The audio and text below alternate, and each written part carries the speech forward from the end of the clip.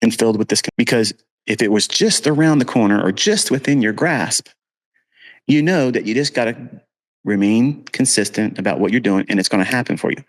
But why is it that you don't feel that? Because the things that you're doing, the things that you're thinking, the things that you're dwelling on, and you're not filtering out the toxicity of things in life, not just in the trading community, but in everything. If you're not filtering all that stuff that's going to be burdening you with decision-making about things that you have no control over, if you are inundating yourself with that constantly, that's draining. And that not is only a speed bump or an impediment to you getting to your successful, whatever that outcome is, it's an incredible drain on energy and time. And anyone, no matter what level of fitness, aptitude, significance, position in life, whatever, if they're constantly feeding themselves negativity, toxicity, and letting that stuff steal and rob them of their time and energy in investing in themselves for the betterment of themselves, they're not going to be firing on all cylinders. They're not going to have everything at their disposal, like the wind behind their sails, moving them along.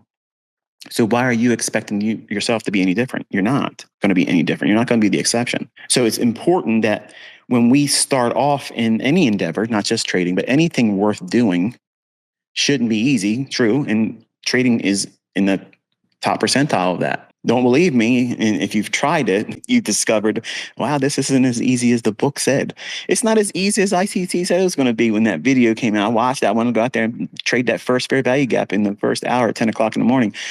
But it didn't do what I thought it was going to do, and I lost. And therefore, I'm questioning my decision about trading. I'm questioning my position about whether or not smart money concepts is the right thing.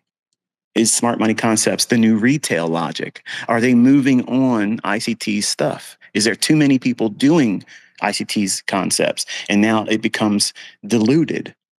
And that's all nonsense. Okay, those are ideas that come from the mind of someone either is marketing something and they want to have a compare and contrast. And we've never seen anything deliver better than my stuff. But it's also from the mindset and the stance of someone that is feeling the pressure of not realizing their premature celebration. They are not in a position of realizing their goal. They have not arrived at success yet, and they just suffered some measure of setback. Now, in trading, we know what that means. It's the last trade. It's not, where have I been in the last 6 months, and I've grown my account up to this much percentage, and I've had a 40% strike rate. It's not even 50%. I can't brag about that. I can't go on social media about that, but I'm making money. But the last trade, even though I'm profitable, the last trade I took, I did something impulsive. And I don't want to place the blame on me. So I got to look for something else to blame. I got to find some other fault. That is not someone that's pursuing excellence. You're inviting things outside of yourself to justify your poor execution, your poor preparation, your decision. You have to own that. And in trading, you can't just fault the next person. You can't fault, hey, you told me to do this, I did it and it didn't work. No, you have to own every bit of this. Every bit of it is yours. The outcome, whether it be profitable or unprofitable, deferred or early before you thought it was going to happen for you, that's all in your hands. No one can speed it up. No one can elongate it. They can't push it and defer it further away, but you. But I want to commend you. I want to remind you that, it's Saturday, folks. This is one of the 2 days each week that the working class hero strives to get to. They just got to get to the end of Friday, and then I can go do what I want to do on those 2 days, Saturday and Sunday. And the majority of the 9-to-5ers, the people out there, the pencil pushers, the wrench turners, the mower pushers, the guy picking up your trash, they're not usually spending their Saturday mornings listening to a guy bloviate about something that they have yet to master. But other people have done it. And the word on the street is it works really good and you can make money if you get good at it. So I commend you for taking time to invest in yourself. And I'm not getting paid to do this. There's no ad revenue here because I sincerely want you to understand what it is I'm presenting to you. Each of us, when we aspire to do more outside of the job, the idea is I want to have something better.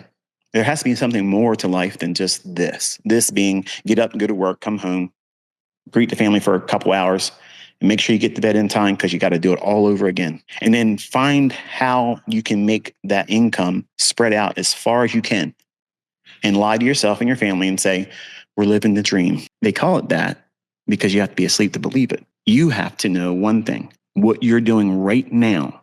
If this is the first time you were here, or if you recently just started, or if you've been continuously doing it every time I've sat down and talked to you, you are separating yourself. You are distinguishing yourself from the 9-to-5er mentality. You're not satisfied with that. And guess what, folks? There's people out there that's never going to do what you're trying to do right now. And they can live a content life because they don't have unrealistic expectations. They don't expect to win the lottery. They don't expect to have some surprise. Here, you made some extra money because you were related to this person and you inherited something. But they're happy with what they've done in life. They love their career. They make their bills meet each month.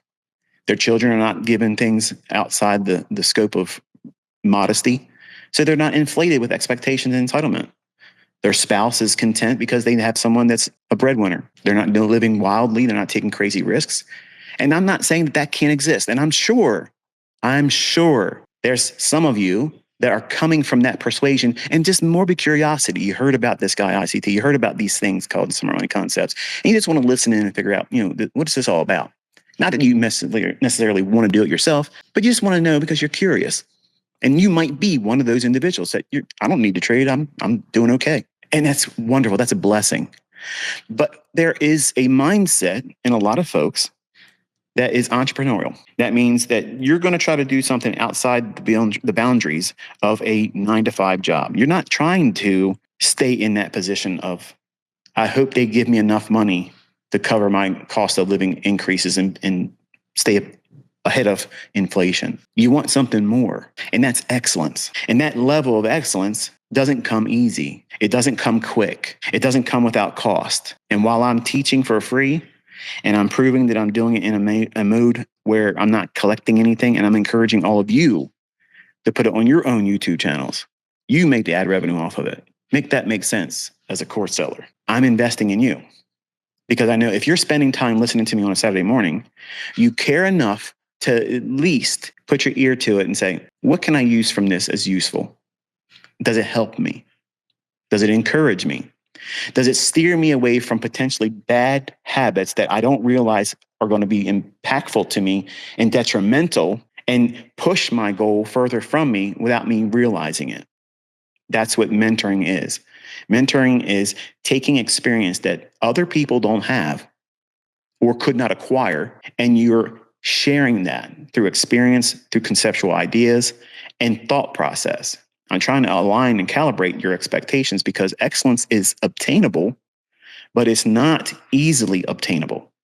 And a lot of people that set out into any task, not trading only, but anything worthwhile doing in, 6 figures or more per year income potential, it's going to require you to have a little bit of different level of tenacity. Obvious, you got to be motivated. And it can't be motivation on the superficial level. That means I got to have instant gratification. Because if this guy ICT can't show me how to make money the first time I sit down and listen to him, then I'm not interested. I'm going to find the next person that promises that. And I promise you this, doing this for 33 years, there is no one that's going to make this fast, easy, and profitable right out of the gate for you. It isn't going to happen. You're not, no, let me rephrase this in a way. I have students that are exceptionally well-versed in what I taught. They're profitable. They have proven profitability, and they run signal services. Let me say this, students, and I'm not trying to come at any of you, but I'm saying this in honesty, and if you just let me speak it, you can agree, or you should agree by your maturity. What I'm saying is the truth. Barring that, no one's going to put you in profitability right out the gate quickly and fast. But that is not knowing how to do it. That's simply just placing someone in a position where if they follow and do everything that you're saying you're doing and you're profitable, then yes, in that instance, those individuals could be ushered to the front of the line and get immediate feedback in terms of making money right out the gate. But that is not the same thing as them knowing what you know as a student. There's a stark contrast between the two. Knowing how to do this and being able to cut your own paycheck and make whatever you want to make. Make whatever you want to make. There's no end line. There's no ceiling. You can't make no more than this. Who says that? Who says that? The pundits, people that don't even make money and they're miserable online. They're trying to come at everyone because they're just hurtful, because they're ate up with envy. They're ate up with regret because they can't make it work in their own hands. You as an entrepreneur, you're here on a Saturday listening, pursuing mindset, things that keep you calibrated on the right path. What should I be doing? What should I avoid doing? Even if it feels right, even if you have somebody online that you like, maybe they bought a car or two, or they go on vacations and they show you things that way and you're inspired by that. You know, as a young man, I like that kind of stuff too. But I can promise you, my neighbors didn't care about Lamborghinis after a little while. They didn't care about Ferraris. They didn't care about Audi R8s. They didn't care about the Aston Martins. They didn't care about Corvettes. They didn't care about whatever I brought home. They only care about it when it first happens. Oh, wow, you got a new car. That's it. That's it. It's over. The novelty's worn off. And if you are pursuing that measure of success, where you can afford to buy things at inflated prices to impress people that you don't really care about being friends with, they're not going to have Thanksgiving dinner with you. They're not going to have something underneath the tree on Christmas time. But you care so much about their opinion about you, you're going to go out and spend $400,000, $500,000, $600,000 for a car to get them to say two things. Wow. And how'd you do it? Once that novelty's worn off, you have that depreciating asset. Make that make sense. Because if that's all you're doing this for, let me tell you, that's stupid. That's dumb. It's wasteful. And you're not going to get what you think you're going to get from it. It only lasts a moment. Now contrast that with a lot of zeros after a particular number in your bank accounts, plural. And you don't have to go out there and do those things to make yourself feel content. You're with a spouse or a significant other, and they're not expecting you to do those things to feel content. You're grounded. You're made. You don't have any concerns about what inflation is going to do, what gas is going to cost. Steak prices are this much money in the grocery store. Oh my goodness. I don't even worry about that. And people that know how to make money as a tool, they're not worried about it either. But that doesn't come overnight. It doesn't happen like that. And when you first start in any endeavor, and you're usually sold on some kind of a gimmick, you get excited. They present that stuff to you first. And I don't do that. I tell you, this is going to take you some time, but you can get there. You're going to make a lot of money if you stick with it, but you're going to lose money in the beginning. And people don't want to hear that. They put their fingers in the ear or they turn it off. They walk away. They're thinking, well, you know, I know me. Subconsciously, this is what's going on in their brain saying, I know myself and I'm not disciplined. I'm not able to follow rules well. I speed a lot in my cars. I cross the yellow line. You know, I do everything I'm not supposed to do. And if I can get away with it, I'll brag about it. That's a character flaw. And those things are going to manifest themselves in your trading, in your decision-making, in your speculation, in your timing of when you want to buy and when you want to sell, whether you're going to use a stop or whether you're going to not use a stop, how many contracts or lots you're going to trade in deference to Forex and futures. All of that impacts who you are as a trader. And if you're not successful, I counsel you to look at what you do on the regular. How do you live your life? Are you reckless? Are you impulsive in everything else that you do? And you think somehow suddenly you're just going to fall into, I'm locked in. I'm in the zone. I read Mark Douglas's book and I'm primed for success now. It doesn't work that way, folks. You know, if I was marketing something and I want to have clicks and people listening to me just because I can bring a large crowd, I would do all that stuff. But that doesn't make you money. It doesn't do it. It does the opposite. It builds expectations and it toxic inflow of unrealistic expectations for someone that's first starting out. And you having an entrepreneur mindset, because you're here on a Saturday morning, this is your off time.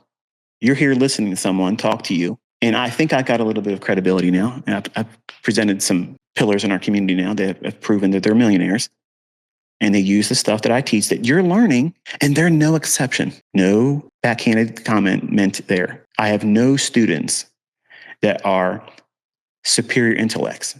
There was no advantage of them being super smart ahead of time. Okay, let's put it that way. In fact, I have extremely intelligent people, neurosurgeons, astrophysicists. I have people in very, very high seats in their employment. Very, very intellectual people, much smarter than me. And I'm not saying that I'm a smart person. I'm just saying that I'm impressed and in fact, many times intimidated when I talk with them and this is what I do, this is where I work. And, it's humbling for me for them to say what they're learning from me is challenging for them. And to me, it's not because it's hard. It's not technically hard. It's that they're very, very academically smart. Like my uncle, academically smart, book smart. And it's very hard for someone book smart from academia to come into this field, unless you're a quant and you break things down algorithmically. It's hard for someone to bridge that gap. And if you fall in that category, you're among very good company, because it's not an isolated thing just for you. You're looking at things in such a rigid manner, and you're also bringing whatever personal characteristics that you have, you're obsessive about, they're impeding your understanding. Because my concepts they're not hard. I don't complicate anything. What complicates it is when other individuals come to it and they want to say, this is rebranded this. Okay, well, it's not rebranded because you're not coming forward with this is where it came from, this is how you're using it, and this is how they taught it. So that falls short. The other expectation is they come here to say nobody makes money with it. It doesn't work. None of it works. And we've smashed that continuously. There's people coming forward all the time. Here you go. I got receipts. Here you go. I got receipts. So it matters not how much is in my bank account, what I'm earning. You don't spend my money. But you coming to me in the beginning, you want to see, does anybody do anything with this? Can anybody learn from this guy? And there's an army of people out there to do it. And I allow these individuals to step forward, have their flowers, have their moment, because it's encouragement for them. They feel good. It's a moment of accomplishment. But it's also more impactful to you as someone that's on the fence deciding whether or not this is for you. Because remember, I'm not dangling anything in front of you. I'm telling you in the beginning, you're going to have to work for this. But there's nothing like this. And even if you do a small percentage of what you hope to achieve, isn't that better than never having done it at all? That's still victory. That's still accomplishment. It's better than you were. So what? You can't make $100,000 a month. But if you make an extra $1,000 a month and it's relatively easy for you to get to that, if you just can't grind past that for right now and you're able to do that, man, that is success. That you're doing something most people can't do. And you should be thankful that you have that. Or if you're realistic and you're aiming for something like that, because that's how I started, folks. I started that way. In 1992, I sat down and said, if I could just manage to see through doing investments, $1,000 a month, I could retire a millionaire when I turned 40. Easier than I thought it was going to be, because I had lowered my expectations and broadened my time horizons. I didn't pressure myself, at least in terms of timing, when I would arrive there. But I still brought my impatience about, I want to win more often, because I attributed winning to progress, proof that I could feel better about whatever immediate things that were making me feel insignificant as a young man. And if you're in that stage of life where you feel like you have to measure up, you have to present yourself to the world, you don't need to do that. And I wasted time and energy doing all those things. That's not excellence. Before I had lots of money, I thought everybody with lots of money had to go around showing everybody what their billfold had in it. You got to pull out this big knot of money in my pants and show everybody, look what I got. And this ain't all I got. This is what I brought with me today. Yeah, you might get strange looks like, man, why are you carrying all that around? Because I can, because I have it, and because I intend to spend all of this before I go home today, and it won't hurt me, because I want the reactions like you just gave me. And that's what young men want to do. But excellence, affluence, they don't live that way. They're not there proving how much money they have. They're not certainly going out there and showing what they have in the bank account. That's new money. And I did that stuff. But the reaction you're expecting to get, you're never getting it. So don't aspire to do those things. That is not excellence. That's pandering to other people in hopes that they're going to worship you. And those things make you do things in trading prematurely, you over leverage, you take greater risks, and because you are basically undisciplined, you're not going to follow a model. You're not going to follow a plan, not the way you should. And what kind of results will you get if you're doing that? Subpar. And because you're doing it through these internal mechanisms that as men, we wrestle with it all the time. We all wrestle with it. I wrestled with it. Every other mentor out there that's trying to sell a service, a product, attention, watch my live stream, use my code, do all that stuff. They are all wrestling with it, but they're trying to put their best foot forward and try to make themselves stand apart from everyone else. And when they're all the same people, they're all wrestling with it. So I'm just trying to be a voice of reason and remind you that when you first start out, you have to prune a lot of these things away from yourself because they're detrimental to your development. They're going to hinder you. And you can't speed it up. No one can speed it up for you. So you have to give yourself permission to grow at your own pace and don't schedule your success. I better learn how to do this by this day, this month. And if I don't, I'm done with this. And if that's what you're going to do, let me please give you the best piece of advice. Go do something else. I mean that sincerely because you're going to waste your time. You're not wasting my time or anyone else's time listening. But you're going to waste your time. And I would want to be told this in the beginning. If I knew that I'm going to be impulsive, impatient, undisciplined, irresponsible, not own my own mistakes, and not learn from these mistakes as opportunities, because that's how we learn. Anybody that tells you that you're going to walk out there and have 90% strike rate, you're going to be able to make lots of money, it's not going to be easy, you're going to have very small stop losses. Come on, man. And they're going to sell the course to you to do that. They're not going to sell you a course if they can do that. I can do it, and I'm not selling you anything because I can make as much money as I want without ever having my hand held out in front of you. That's how you understand who knows what and who has to do what. I'm providing you a roadmap. This is how you should live. This is how you should perform as a trader. You want to be independently thought-based. You want to be principally and purposely intent about what you're studying and be realistic, sober-minded about how long it may take you.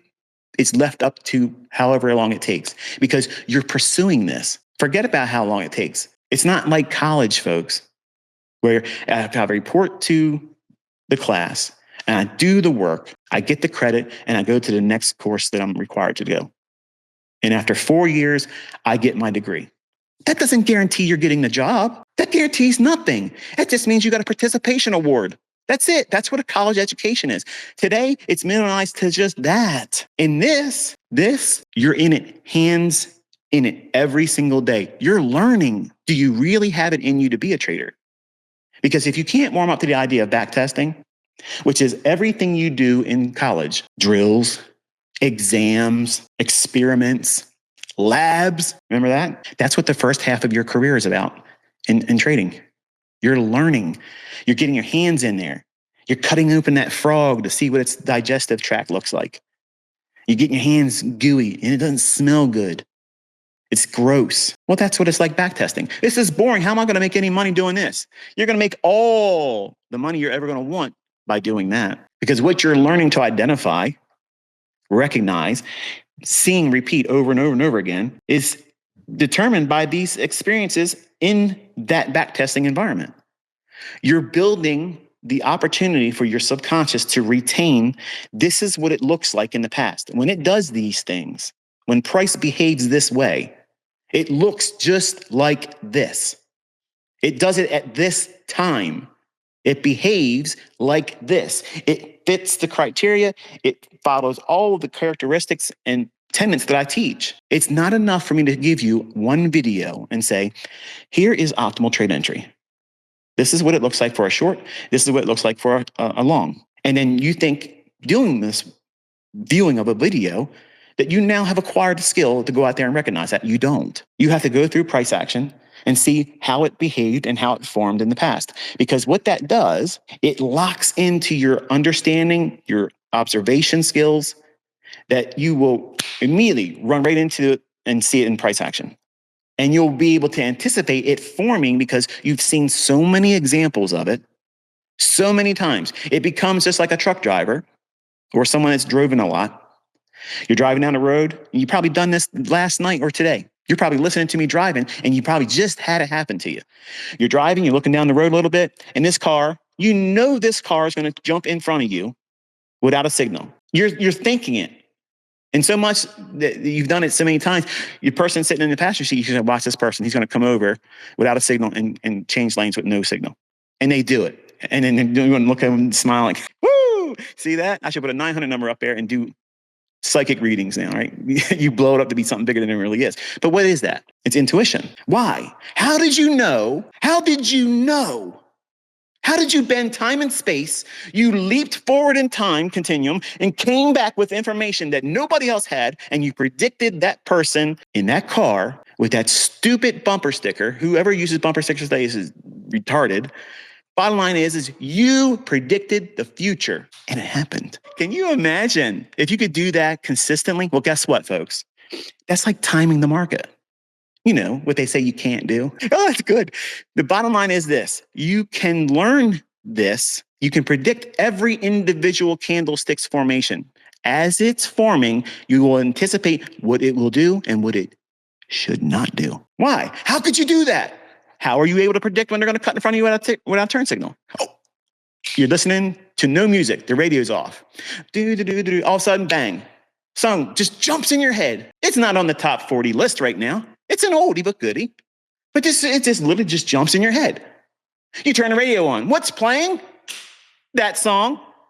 How on earth did you leave your body, jump onto the astral plane, grab that information, come back, start singing it, and then all of a sudden it's on the radio? How'd you do that? That's what it looks like to everyone else. Voodoo. The voodoo that we do. That technical science. You're activating your reticular activating system when you're back testing. You're allowing the subconscious to filter out everything else. There's a lot of candlesticks on that chart. There's a whole lot of stuff on the charts that I'm posting. And I'm always talking about the thing that matters right now. What's going to happen right now and next? And where's it going to? That comes by way of back testing.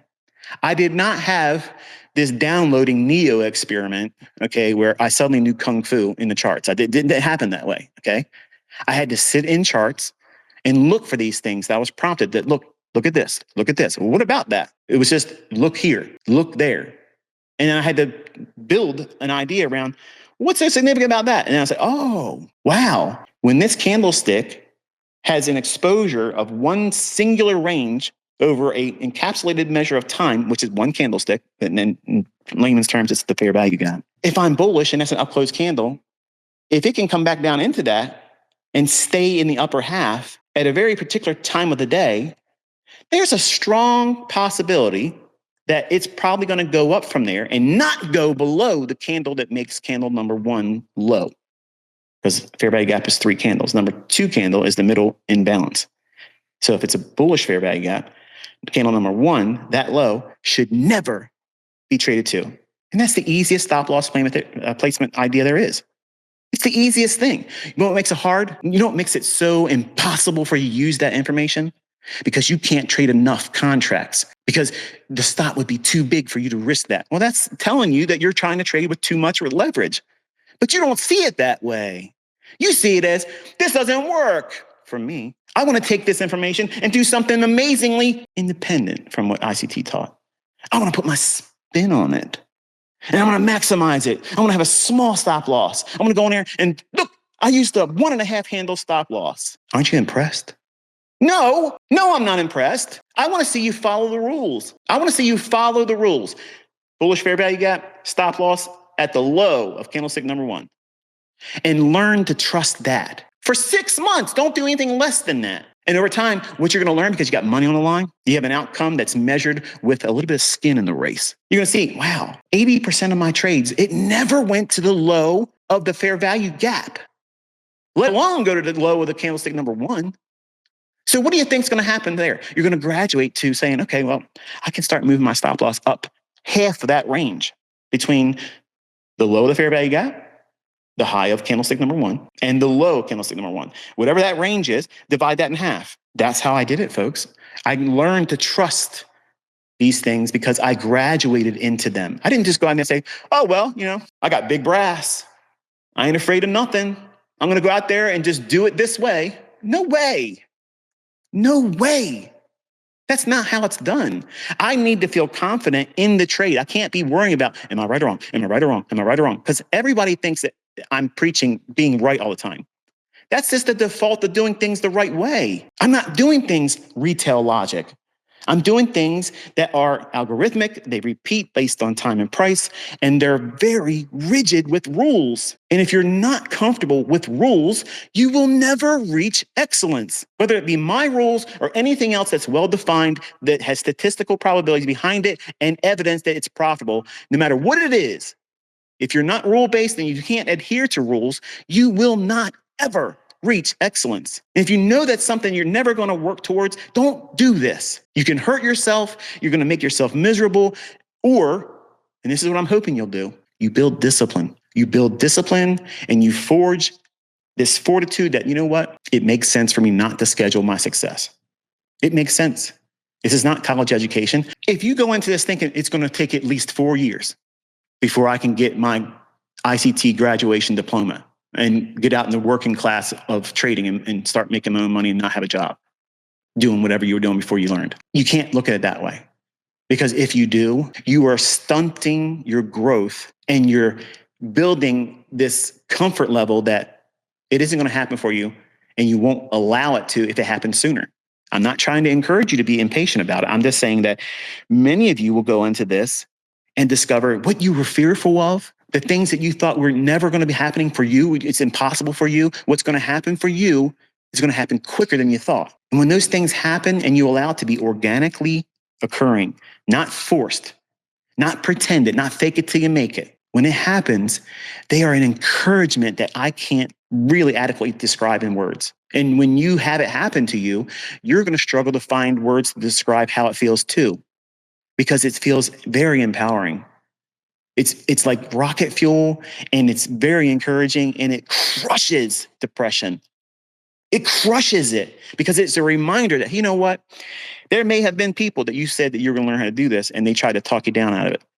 Like you're on a cliff getting ready to jump off of, or a high rise, and you're going to jump and commit suicide. Man, don't do it, bro. Don't do it, sister. You got so much to live for. Don't touch smart money concepts. Don't take that leap. And you realize that everybody trying to talk you down from that higher position, that better vantage point, because that's really what it is. You're not jumping off. You're going higher. But their mindset is, their only reason why they're going up higher because they want to jump off and commit suicide and do all the wrong things. Lose their shirts, be embarrassed that they ever did that stuff. You can't blame them. You can't blame the ant's perspective when the eagle's looking down. They don't see it from their perspective. We don't think like them. Their position is lower, and they're rarely looking above themselves. They're only looking what's in front of them right now. How do you know? Look how they move. In a line, following each other. They're great at preparing. They're hard workers. They're 9-to-5ers. They show up every day on time. They get the job done. Need proof? Take a piece of chicken and put it on the sidewalk and see how long it takes for a whole army of them to come out there. And they're following each other in a single file row. That's not what we are. We have our wings spread open. We have a different perspective. We have heights that we're enjoying. The wind is beneath our wings. We're not trying to do much. All we have to do is spread our wings open. And the winds of success, of the things that we put behind us, the back testing, all of these rules that we put behind ourselves, that's what's giving us the lift. Sure, there may be an air pocket in the eagle's wings, even though they're spread out and they drop a little bit. They make an adjustment and they're back in the same thing they were doing a moment ago. They're not panicking and forgetting I forgot how to fly. There's a disturbance. There's a big gust of wind. Something happened. I forgot how to fly. I got to start doing something. I better get down there and start walking around on these claws. I got really strong claws, these sharp claws, these talons.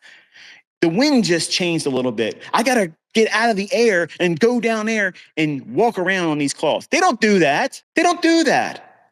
But that's exactly what people do when they try to learn how to trade. They don't discipline themselves. They don't stick to what works. They don't even know who they are as a trader because they don't do back testing. They don't journal. They don't log. They don't tell themselves you're doing the right things right now. And they encourage themselves in their journal. If you're going on social media, asking other people to pat you on the back that you did the right thing on that trade, you're doing it wrong. There's no difference between that and an eagle feeling a little bit of a gust of wind and thinking, oh, I forgot how to fly. I need to be encouraged. Let me go down there and hang out with the ants because I feel superior among the ants. I can walk around in front of all these ants. Look how much money in my bank account. Let me show you my bank account statement. Look at this. Here's what I got in the bank. That's compensation. That's the clearest indication you don't have it together. That's not excellence. Excellence is, you never hear that person brag about what's in their bank account and show this is what they're in their bank account. This is what they just spent money on. This is what they bought. This is what they did this and did that. They own this. They went here. Wow. They're pretty boring. But guess what? That person ain't boring. They're living a very rich life. They're very, very happy. They're blessed. They're encouraging other people around them, and they're living their best life. That's excellence. That's what it looks like. That's how it's described. Everybody that has real wealth doesn't flaunt it. They don't force it down your throat. And they are not trying to tell you, do what I'm doing. But look around. That's what you see in this industry. And frankly, it's disgusting because it leads you down the primrose lane. And you're going to do things based on impulsiveness because you want to get to the front of the line. You want to drive those nice cars. You want to be able to brag about how much money you paid. Sure, nice things are nice, but a whole car collection, a whole warehouse of cars that nobody needs to see doesn't make you excellent. It doesn't make you a good trader. It doesn't define you as a person, female or male. It doesn't make you better than anybody else. But you know what excellence is? Excellence is waking up, knowing exactly what you're going to do, when you're going to do it, why you're going to do it, how you're going to do it, and no one's opinion about what it is that you do or won't do can change or affect it in any way. And it's profitable. That's excellence. That's what I promise you. If you stick to the things I teach in rule-based ideas, that's the lifestyle. That's the lifestyle and the mindset you'll have. But I can't promise it's going to happen for all of you, and I can't promise it's going to happen for you quickly. And it's a struggle because we as organic beings, we're stuck in this body. And this body wants to do things that it shouldn't want to do. And we wrestle with it. And we have emotions and we have needs on a psychological level where we need to feel validated. We need to feel coddled sometimes. Even if you're really strong and burly, sometimes you just need to be told, you know what, I love you, I care about you, and I would be miserable without you. And I'm just thankful that you're just here with me. Sometimes we just need that. And when that's given to us, man, I would do anything for you because I know you care that way about me. That's living well. Not, I'm glad we have all this and I can afford this and I can do this for you and I can pay for that. That's not.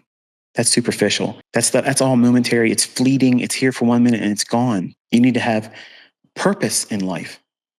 And I don't want people learning from me to get rich and go out there and flaunt what they have because that level of living, that is very superficial. It's shallow. You can't make people with money like myself. I'm not impressed by any of that stuff. In fact, it's distasteful. And it's aimed at a demographic that is going to be motivated to pay for something when it's done that way.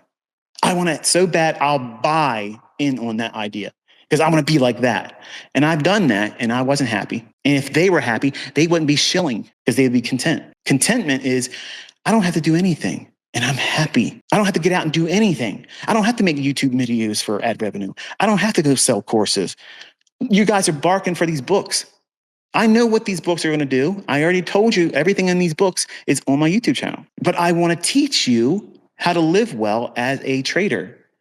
But that first half of your career, that first half is going to be filled with doubts, second thoughts, regrets, wishing you would have did this and not that. Wish I would have never listened to that person. I wish I would have learned this sooner. And you're going to wrestle with all these things that you have no control over. What if thinking? What if I did this? What if I did that? And what if it doesn't do this? And what if I don't make enough money to be able to pay for a house in cash in the next 5 years? What happens if you can get the down payment? Is that failure? No. So you have to allow your goals to be organic as well. Let them materialize as your skill set provides the means to be able to accomplish them. By forcing all this, I have to, you increase the level of demand on you. It's impossible to enjoy the process. When I was younger, I wanted to be a cook. And I loved watching cooking shows. There was an Asian man named Yan Can Cook. And just very good entertainer. I could barely understand what he was saying many times, but I was still entertained by it. And he would make these dishes beautifully. He would garnish them. He'd cut a turnip up and shape it all up and look like a turkey. And it was amazing stuff. And I was like, I want to make food that looks like that. Now, think about what I just said. I wanted to be a cook so I can make food look like that. And you know what? I learned how to garnish things like fruit and vegetables and make them into animals and shapes. And I thought it's great. It was great. You know what it did for the taste of that? Nothing. It did nothing for the taste. So what did I do? I pursued learning how to cook. I pursued culinary arts because I wanted to be a good garnisher. I had no interest in making food taste good. I was young. I was 17 years old. Here I am watching public television. Every possible cook show, I'm watching it. And VCR tapes in, recording it. And the ones I didn't like, I would record over the next time I was on. I was obsessive. But what was my task? I wanted to be a good garnisher. I wanted to make things look amazing with food, but it did nothing for my skill set in terms of making the food taste good. I'm sure Yan made that dish taste amazing. I never had the opportunity to taste it, but he certainly made it look beautiful. Just like cake decorating. I wanted to open up a bakery and I wanted to decorate cakes. I wanted the cakes to look amazing. And I learned all that piping technique and everything, how to make a cake look wonderful. My family loves when I make my own cakes. But when I first started learning about these, I couldn't make a cake that wasn't not overly dry. It didn't taste right. Something was off. And what was I doing? I was learning to make something look good, but I couldn't care less in the beginning if the thing tasted good. And then what I learned in my maturity is, you know what? Sure, I can boil water. Sure, I can do that. But what happens when I want to make the dish taste good? I don't have that yet. And that's where my focus turned to. I want to learn how to cook and make the dishes taste well, good, really, really good, and look good. So I bring this up, and some of you younger folks right now are probably getting irritated by this. You're like, man, what does this got to do with anything? You're just ranting on and on. Here's the message, okay? Here's the moral. You're probably getting into trading because you want the Lamborghini lifestyle, and it's tasteless. It's superficial. It looks good. But everybody that puts that out there, I promise you, they are ate up with pursuits of feeling significant, that they're miserable. And they constantly have to keep putting that stuff out there because that defines them in the perception of everyone else around them, because they feel inadequate. They feel it. And my advice to you is as you're learning how to do this and you start making money, don't fall into that trap because it doesn't fill any hole. It creates this vacuum that you never fill. You never fill it. You might have lots of money and you're going to have to keep buying new cars and buying new things, buy new houses. You can only do that so much, folks, until it really comes down crashing on you. Like, this doesn't really make me happy doing this. So what is excellence for you? Send it to me as a tweet, as a response to this invitation here. Let me know what's success to you? What is excellence in success for you? What is that goal? Where does that mile marker exist in you? Because if you don't have that, if you haven't defined what that is, you're going to miss that target all the time. Did you miss it? Did it go over your head? Unless you define exactly what you're aiming for within reasonability of your proper skill set at this moment right now, or where you hope to be at some future time that's undefined without a scheduled date to it, no expiration date. Success doesn't have an expiration date, and it doesn't have a best by date either. But so many times we treat it like it has to be this or nothing. And you wonder why you don't do well. Because subconsciously you said, if it doesn't happen by this time, then I don't want it at all. All or nothing. Oh, that's a gambler's mindset. And you need to have someone that's lived through that tell you that's what that is. And you maybe not thinking about it or recognizing it as such, but that's exactly what it is. You're putting so much emotional emphasis on feeling adequate, feeling like you've achieved something in a short span of time. So therefore, it means you're the chosen one. The stars are aligned and everything was just, put in motion for you to be here right now. That might not be true for you at the moment, but that doesn't mean you can't have wild success. It doesn't mean that you can't achieve your goals and do it sooner than you probably ever imagined, but you have to be flexible and let it happen. You have to enjoy being a trader. And I'm going to tell you something. I have lots of people that make money learning what I teach, and they're not happy as a trader. They hate trading. Why? because they're wrestling themselves. I hate trading. I hate trading. I make a lot of money. I wish I could do something else and make money. What are they telling you? Think about it. What are they saying to you by saying something like that? They're saying that they're not comfortable in their own skin. They don't like the risk. They don't like the uncertainty. They haven't embraced the outcome is whatever it's going to be, and they have no control over it. And 99% of those types of individuals are all influencers. Let me say it again. 99% of these individuals are online influencers around trading. And they wonder why it's so hard, because you have elevated yourself to some measure of importance that you have to be all the time on. You always have to be in character. You always have to be on point. You can never do it wrong. Because if it happens, people will see through those cracks and they won't have the affinity for you that they have right now. That's what's going on. Trading doesn't get any harder, but living in your own skin as a trader with all of these extra things piled on top of yourself, that's difficult. And it's also not excellence. When you pursue excellence, what does it look like theoretically in the scope of trading? Well, what I teach you to do is I want you to think about things topically. The question always comes up, ICT, can you please just be very specific and tell me what videos or what playlists on your YouTube channel should I watch to get me into the groove of things right now? Like I want the shortest, right to the punchline. Just tell me what it is that will get me started. You're asking me as the author to give you the perfect outline, an agenda, and a curriculum that if you just study everything, pick up a playlist. I don't care. But if I could tell you honestly, what I've done in the last 2 years is such a direct, right to the point that if you can't see value in what it is I teach through the last 2 years of lectures, and there's not even that many of them really, or if you look at that and you think, well, that's too much, can't do it, go do something else, because you're exhibiting characteristics that is not going to be synonymous with someone that's going to find success in trading. You have to be willing to read. You have to be willing to put time into it. You have to be willing to defer immediate gratification, and you have to love what it is I'm teaching as a lifestyle, not me. You're not worshiping me. You're not loving me. Okay. You're not hailing me king, goat, or anything like that. But you have to love what it is I'm trying to instill in you as a lifestyle. This is what you do in the form of meditation. You study price action. And by doing this, that it's going to leave a lasting impression in your subconscious. So that way, when you watch real-time price action, you will start picking up on, you know what? That driver in front of me is getting ready to change lanes and they're not going to use the signal. That same moment of being able to feel like you're clairvoyant, like you can predict the future. It will feel just like those moments I described in this lecture here. You can't put your finger on how you just knew, but it happens. It's intuition. Well, when you get into this loop of reading price action, it's very empowering. There's no way for me to articulate the measure of power it feels like, because you're literally holding time and space in your hand and you're calling it before it happens. And the first time you recognize you're able to do this, it feels like a marvel moment. Like somehow you just had the candlesticks radioactive bit you, and now you have the skill set to be able to climb candlesticks with no problem at all. Like you're Spider-Man. You can predict the next run in price higher and lower, where it's going to go, and stop, turn around, and go the other way. It's amazing the feeling you get from it.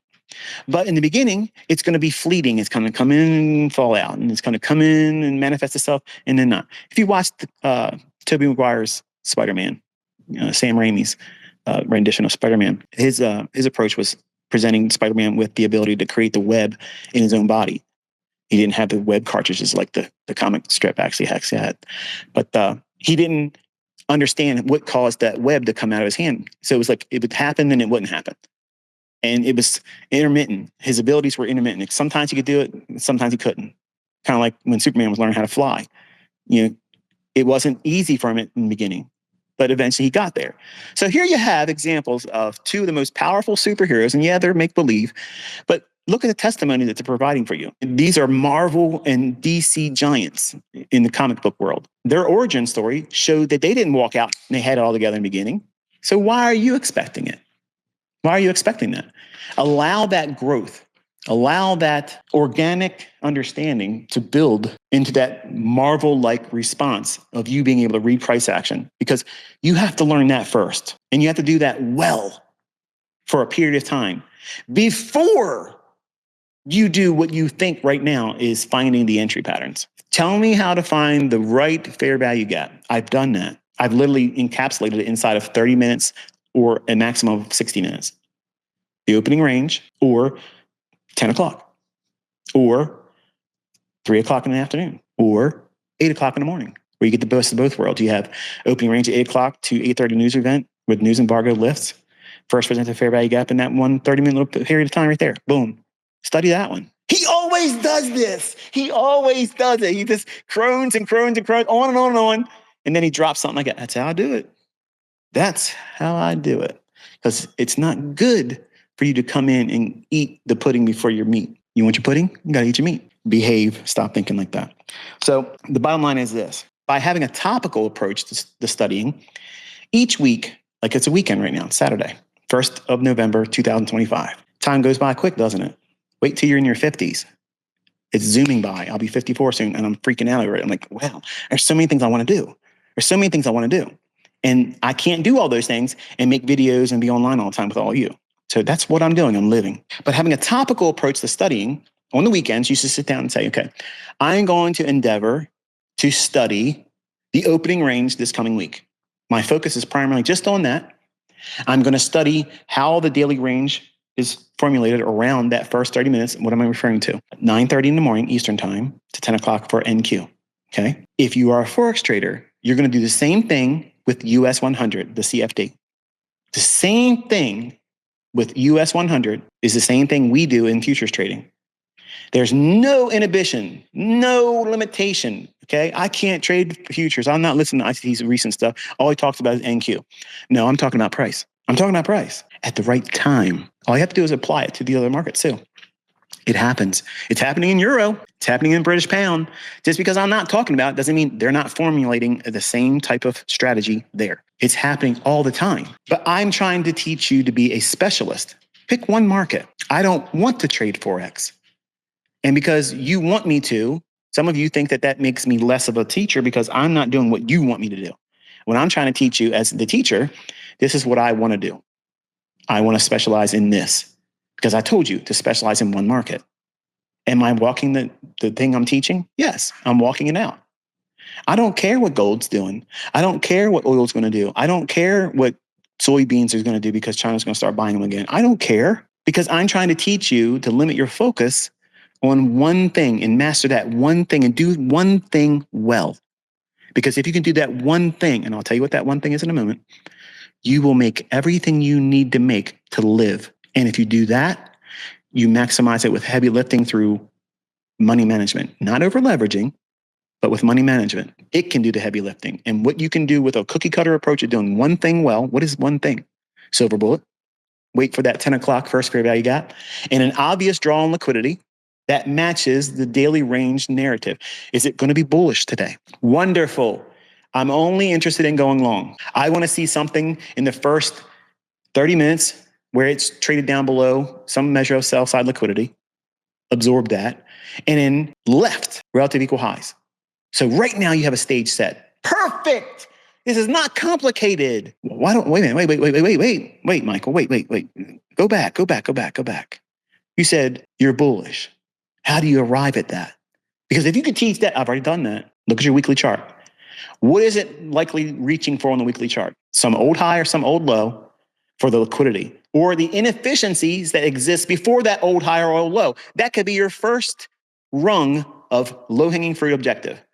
If it gives a yield of 75 handles or 75 pips or more, to do that, not even go to the old high or old low, that's your bias. Every day you look for that.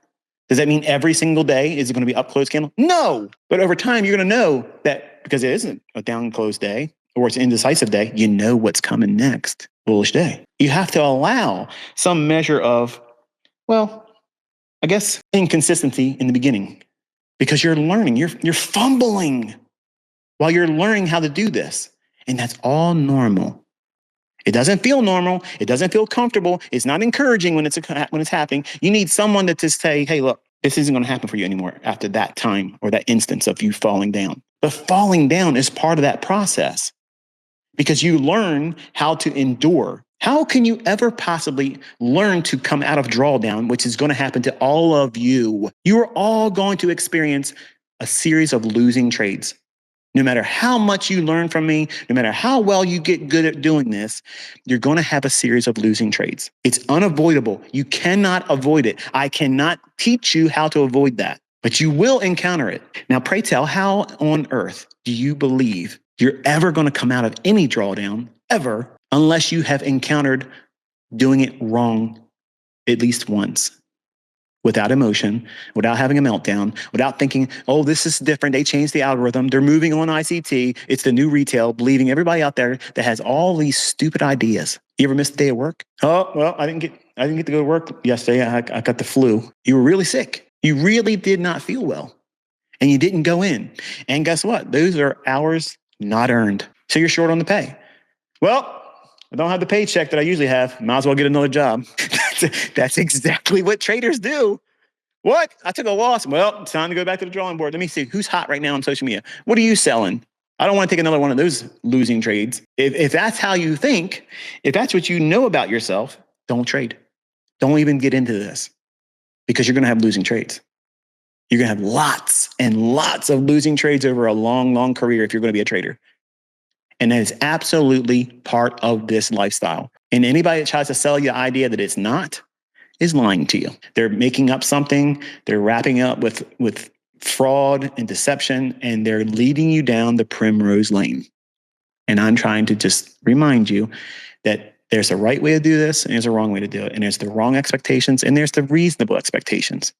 And I'm simply trying to be a voice of reason, calibrating you. That's all. Just trying to remind you, this is what's normal. This is not normal.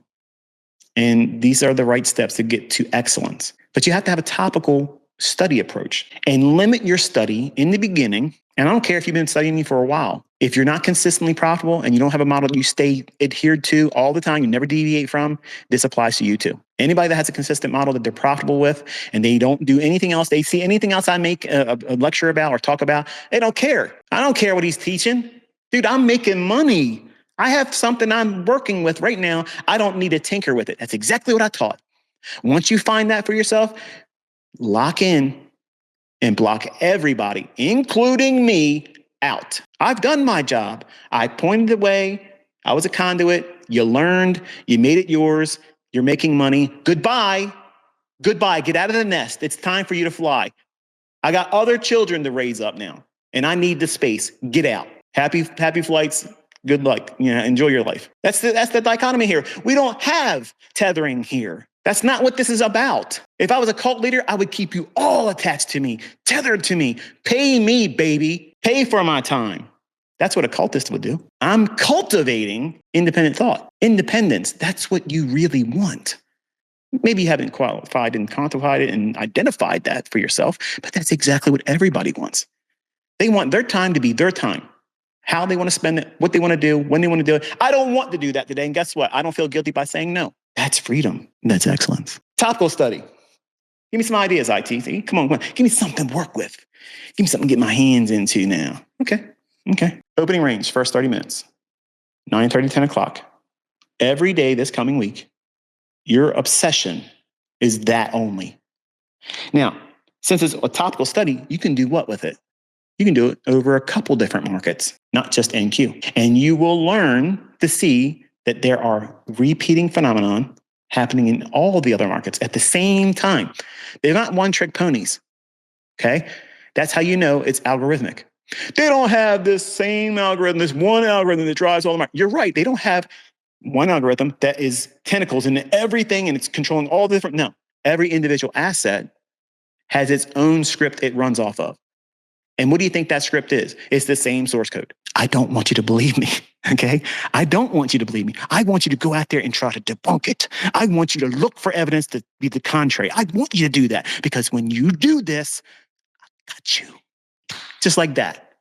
I got you because you will never be able to wrestle away from it saying, no, it's not there because you're going to see it. If you live this life as a speculator, never looking for evidence, never looking for signs and proof that there is a script behind price. It's no wonder you're never going to recognize it. You're never going to see it. But when you're going in and looking for clues, looking for evidence, the breadcrumb trail that's left by it, undeniable, undeniable. And how can you prove it? Because it's happening at the right time, all the time, on time. That's what the algorithm is. And so you're not trying to beat the market. You're never going to beat the market maker. You're never going to beat them. The only thing you can do is ride on the wake that they leave behind. They can't hide it. They're never going to be able to hide it. And that should be an encouragement to you. And by looking at a topical study each week, the opening range, what does the first fair value gap do in that 9:30 to 10 o'clock? How is it used that day? How is it used for the rest of the week? How is it used in the afternoon session? How does the first opposing imbalance, for instance, let's say, one of my students also asked about this.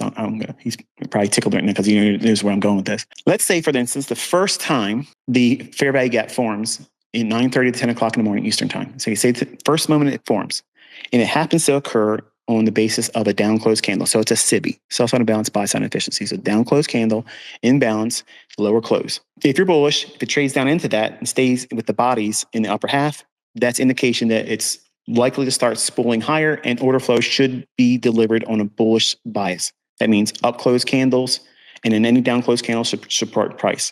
That's the dichotomy. Once you see that, it goes boom, boom, boom, boom, boom. That's your logic. That's what you roll into. That's your thought process. The very first buy-side imbalance, sell-side inefficiency that forms immediately, same time frame, after that first presented fair value gap, that's a SIBI. You want to recognize the first fair value gap that's a BISI. So it's the opposite of what the first presented fair value gap is. Okay. So if it's the first presented fair value gap, it's a SIBI, down closed candle. The first bullish up closed candle fair value gap, BISI. You want to start tracking that one too. Carry it through the rest of the week, not just today, not just into the afternoon, carry it for the week. There's this relationship there that I want you to see for yourself, not just today, carry it through the week. Okay. That's your topical homework for this week. And don't just do it in NQ because it's very simple. It only takes a minute to pull it up in your charts and click extend right. And then there you have all the information to study. So you can do it with multiple markets because you're doing a topical study. You'll be able to glean a lot of information from that. And you can do it with old data too. You can go back to the left, dig into old days, goes back as far as you can, and gather a lot of examples in chart form and annotations and be excited about what you see because you're going to see that there are very stellar setups in price action, price runs that were like, wow, that literally keyed right off of that. And it did everything ICT talks about. Stayed in the upper half, stayed in the lower half. It presented itself perfectly at the right time. And all these things will repeat. And all of a sudden, what will happen is by having a topical study mindset each week, you go into deeper understanding about that one topic. And there's 52 weeks in a year. Whether you're trading with real money or not, you got 52 weeks where you can do topical studies. Man, you could learn a lot over 1 year doing topical studies like that. When does the daily high and low form? You can add that in for the week as well. What constitutes the daily high and low? Where does it form? Why did it form? And you need to be very diligent about explaining to yourself in hindsight why it formed there. What liquidity did it take before it did it? What liquidity did it run to purge? What offset distribution was underway when the price rallied up above an old relative equal high or an old high and singular high? What was the primary function of price going there? What took place beforehand? Where did smart money get in? Do you have examples of that in your charts? Do you have examples in your study journal where it's you log that? I promise you, if you haven't done that, you're missing a great opportunity to understand all of the underlying pinnings of the marketplace that is alien to you because you're not looking for it. You're not actively pursuing it. You're just waiting for the next thing I'm talking about. When I've already laid down a compendium of things for you to, for the rest of your life, you have a rich tapestry in front of you where you have literally unlimited opportunity to make yourself better at reading price action, which is necessary before you ever learn how to trade. Because before you ever learn to do the entries, you got to learn how to know. That doesn't sound good to other people in the industry. Predicting price is impossible. No one can time the market. Don't bother trying because no one can do it with any measure of consistency. Yeah. That's how you know this stuff's going to keep working. Oh, man, it never gets old. I love it.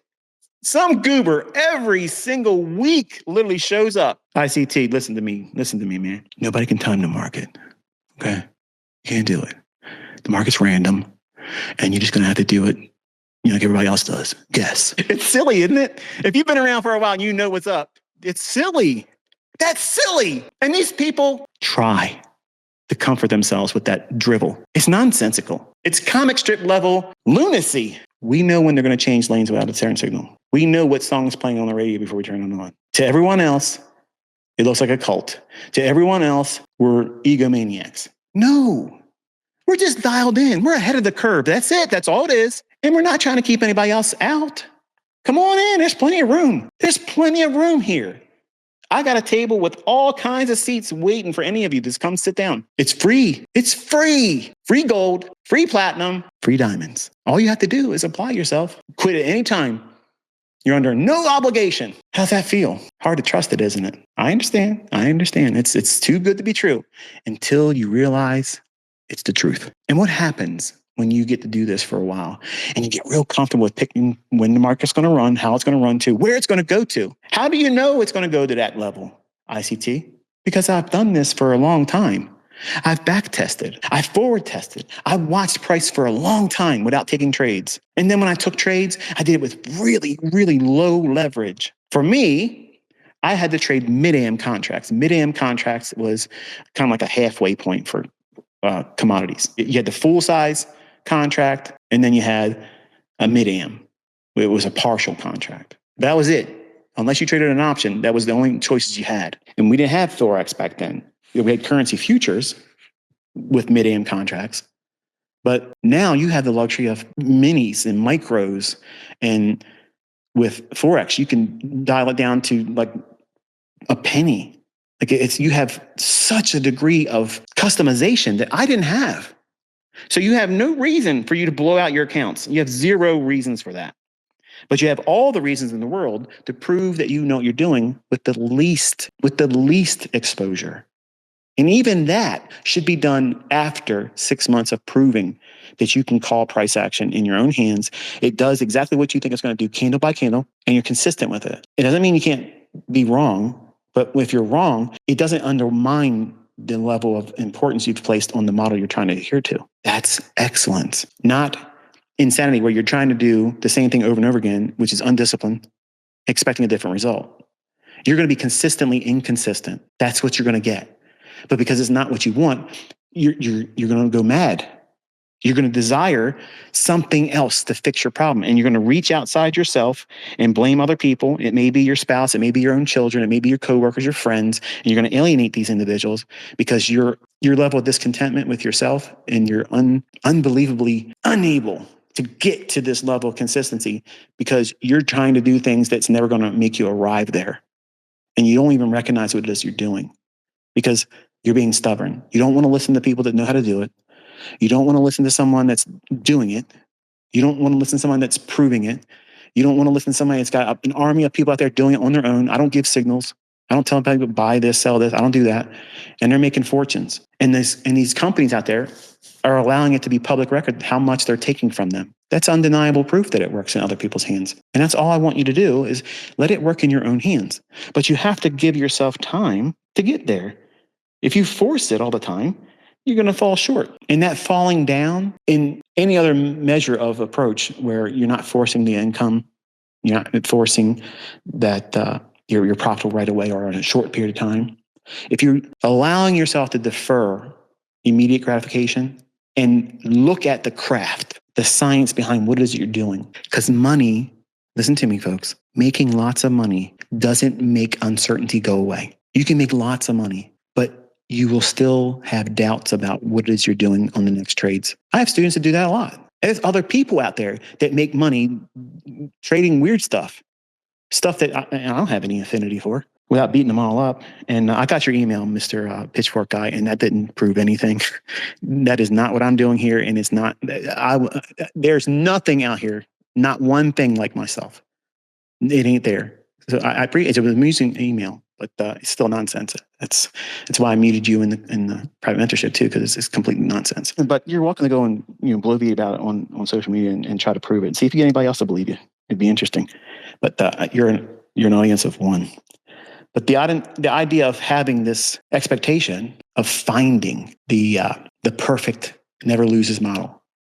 It's always upside. It's always big wins and never a losing trade. That model doesn't exist. That is the non-existent model. Nobody trades it. It doesn't exist. I don't own it. I don't have it. I didn't author it. And you will never arrive at that. So you have to warm up to the idea that you're going to do things wrong sometimes. And if you have adopted this idea of knowing your skill set is you can read price action well. Now watch here. We're going to take a big leap forward, a big paradigm shift that's going to take place now. For 6 months, you have proven with logs and journals that you have watched price action and you've recorded when you did it wrong. You've recorded what it felt like when you did it wrong. You're not beating yourself up, but you're recording when you did it wrong and what you felt. But then you encourage yourself in the same journal entry. Every other time, you're encouraging yourself nonstop. You're cheerleading yourself. It's literally like you're trying to give yourself a sugar coma. It's a love fest. It's self-love, and there's no shame in it because you need to encourage that inner trader in you that's still growing as a child until it grows to maturity and it can do anything and everything it wants to do independent from what you believe about your capabilities as a trader now. You have to coddle that internal person that who you are and who you're trying to be. That has to be done by you.